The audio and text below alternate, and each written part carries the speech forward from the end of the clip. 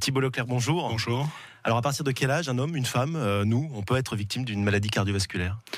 Alors, il faut savoir que pour un homme, nous, on a des cas, et c'est rapporté que ça peut commencer dès 35 ans, mais essentiellement chez le fumeur ou celui qui a des antécédents dans la famille.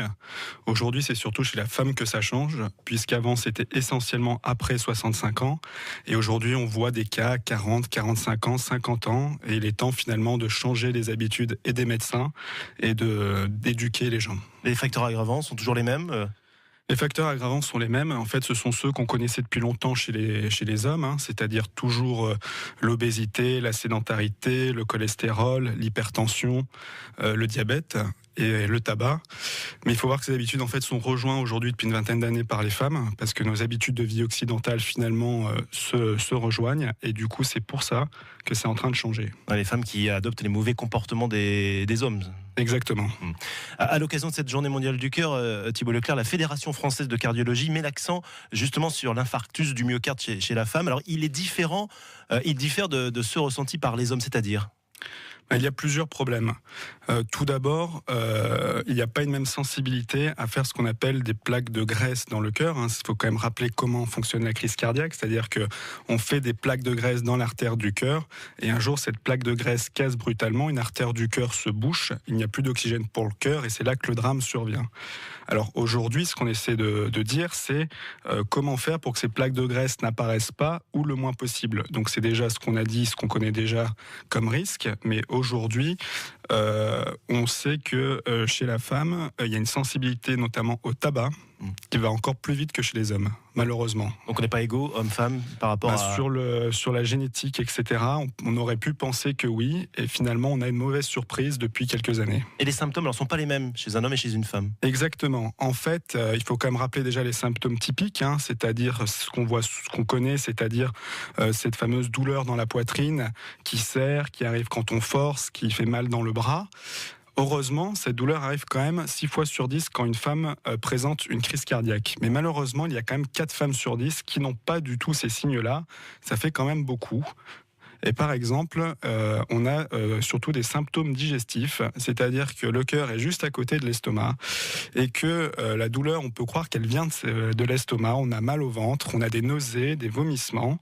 Il y a aussi beaucoup d'anxiété parce qu'on commence une crise cardiaque et pendant plusieurs heures, on n'est pas vigilant, on attend. Donc là, il faut faire vite, c'est 4-6 heures maximum. C'est 6 heures. En fait, à partir de la première minute où la crise cardiaque commence, il faut aller déboucher cette fameuse artère du cœur qui est bouchée par cette plaque de graisse, et on a 6 heures montre en main. Donc chaque heure de perdu va augmenter les séquelles, mais peut aussi augmenter le risque de décès. Une question que je me pose, alors qu'on est de plus en plus nombreux à faire du sport, à marcher, il y a de plus en plus de personnes victimes d'accidents vasculaires. C'est pas contradictoire ça, non ? En fait, c'est vrai que on le voit autour de nous. Il y a un vrai effet de mode sur le footing, le sport. Il y a une génération qui a envie de se réveiller là-dessus. Ça c'est bon, ça pour c'est excellent. Surtout que ce sont des sports d'endurance, donc c'est excellent.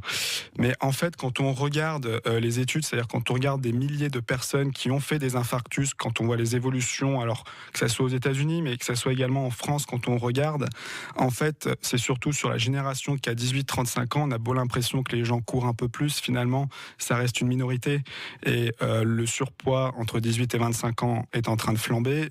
On est en train de faire autant d'obèses qu'aux États-Unis, c'est une réalité, à la même vitesse, et donc c'est ça aussi qui change la donne. L'obésité augmente le risque d'accident cardiovasculaire. Exactement, parce que forcément, comme c'est lié à la graisse, si on est une obésité, on augmente la graisse dans son sang, le fameux cholestérol, et ces plaques de graisse au niveau du cœur grossissent plus vite et sont plus à risque de casser. Thibault Leclerc, il nous reste 30 secondes avant la fin de cette interview. Je vais vous poser des questions, je vais vous demander de répondre seulement par oui ou par non. D'accord.